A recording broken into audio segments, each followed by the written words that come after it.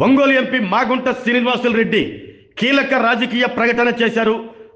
నేడు ఒంగోలులో నిర్వహించిన ఆయన జన్మదిన వేడుకల్లో ఎంపీ మాగుంట శ్రీనివాసులు రెడ్డి మాట్లాడుతూ కీలక రాజకీయ ప్రకటన చేశారు.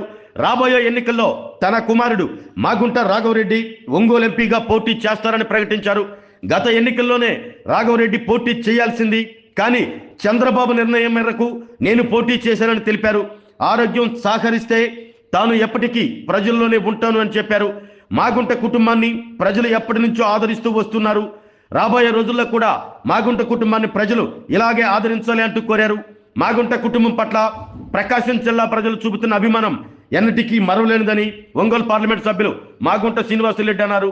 ఆయన జన్మదినాన్ని పురస్కరించుకుని రామ్నగర్లో జరిగిన ఆయన జన్మదిన వేడుకల్లో జిల్లా ప్రజలను ఉద్దేశించి ఆయన మాట్లాడుతూ 1991లో కీర్తిశేషులు మాగుంట సుబ్బరామరెడ్డి ప్రకాశం జిల్లాలో రాజకీయ ప్రవేశం చేయగా ఆయన మరణానంతరం మాగుంట పార్వతమ్మ తరువాత తాను పార్లమెంటు సభ్యులుగా పోటీ చేయడం జరిగిందని మాగుంట శ్రీనివాసులు గుర్తు చేశారు.